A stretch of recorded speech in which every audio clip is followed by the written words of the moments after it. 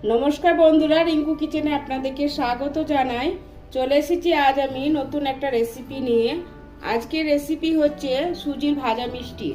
এই মিষ্টিটা দেখতে যতটা সুন্দর হয়, খেতেও খুবই ভালো হয়। এই সুজির মিষ্টিটা ওপরটা মুচমুচে আর ভেতরটা রসালো হয়। ভিডিওটা পুরোটা দেখুন, আশা করছি আপনাদের ভালো লাগবে। সুজির ভাজা মিষ্টি বানানোর জন্য আমি প্রথমে গ্যাসের উপর কড়াই বসিয়ে দিয়েছি। এবার 1 চামচ মতো ঘি দিয়ে দেব। ঘিটা গরম করে নিব। ঘিটা গরম হয়ে গেছে, এবার আমি হাফ কাপ মতো সুজি দিয়ে দেব। গ্যাসের ফ্লেমটা লো করে দিয়েছি। সুজিটা এভাবে নাড়াচাড়া করে 3-4 মিনিট সময় নিয়ে ভেজে নিব। আর গ্যাসের ফ্লেমটা হাই করে সুজিটা ভাজা যাবে না, তাহলে সুজিটা লাল হয়ে যাবে আর মিষ্টিটা খেতে খুব একটা ভালো লাগবে না। সুজিটা আমি 3-4 মিনিট সময় নিয়ে ভেজে নিয়েছি। এখানে আপনারা সুজির পরিমাণটা বাড়িয়ে দিতে পারেন। এবার আমি যে কাপ মেপে সুজি নিয়েছিলাম ওই কাপেরই 1 কাপ মেপে দুধ দিয়ে দিচ্ছি।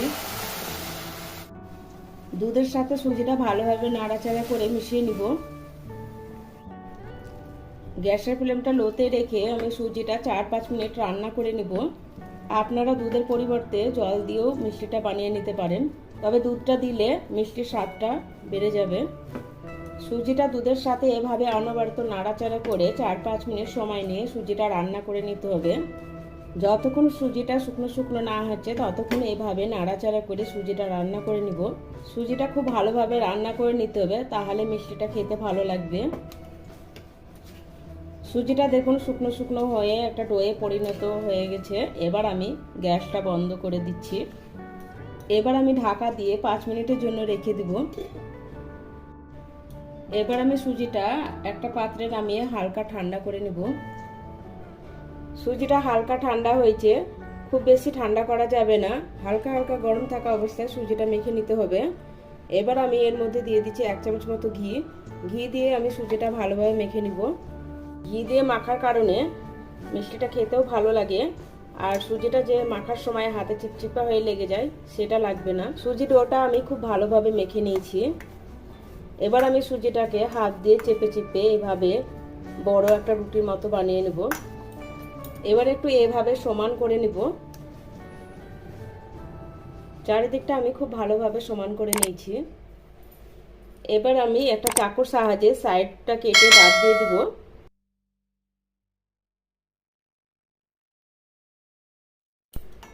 সাইডগুলো কেটে বাদ দিয়ে দিয়েছি। এবার আমি চৌকো শেপে মিষ্টিগুলো পিস পিস করে কেটে নেব।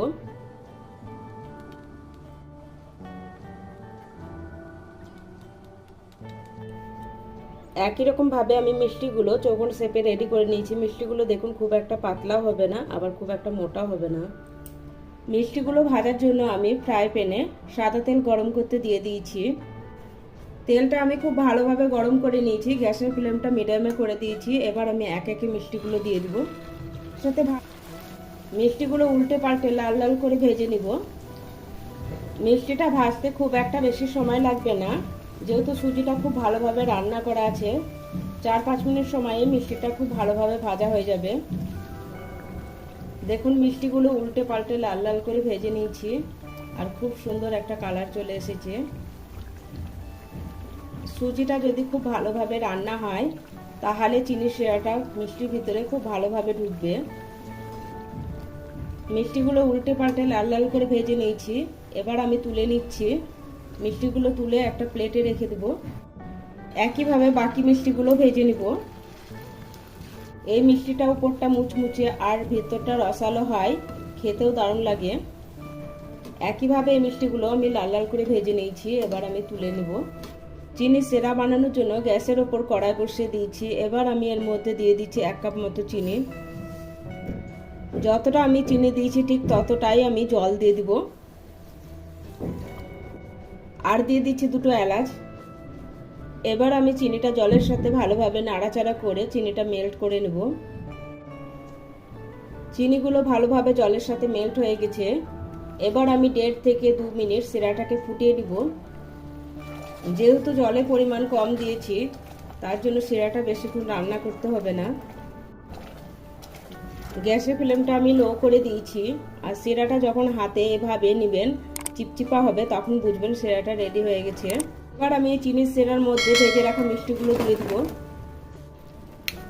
এবার আমি মিষ্টিগুলো চিনি শিরার ভিতরে উল্টে পাল্টে দিব। এইভাবে আমি মিষ্টিগুলো চিনি শিরার মধ্যে 6-7 মিনিট রান্না করে নিব। গ্যাসের ফ্লেমটা লোতে রেখে মিষ্টিগুলো রান্না করে নিতে হবে। মিষ্টিগুলো আমি 6-7 মিনিট মতো রান্না করে নিয়েছি। এবার আমি গ্যাস বন্ধ করে ঢেকে 5 মিনিটের জন্য রেখে দিলাম। 5 মিনিট পরে আমি দেখাচ্ছি, দেখুন মিষ্টিগুলো চিনি শিরাটা খুব ভালোভাবে টেনে নিয়েছে। এই মিষ্টিগুলো ওপরটা মুচমুচে আর ভেতরটা রসালো হয়। মিষ্টিগুলো দেখতে যতটা সুন্দর লাগে খেতেও খুব সুন্দর হয়। এবার আমি মিষ্টিগুলো একটা প্লেটে তুলে নিচ্ছি। দেখুন আমি সব মিষ্টিগুলো তুলে নিয়েছি। এবার এখান থেকে একটা মিষ্টি নিয়ে আমি আপনাদের কেটে দেখাচ্ছি।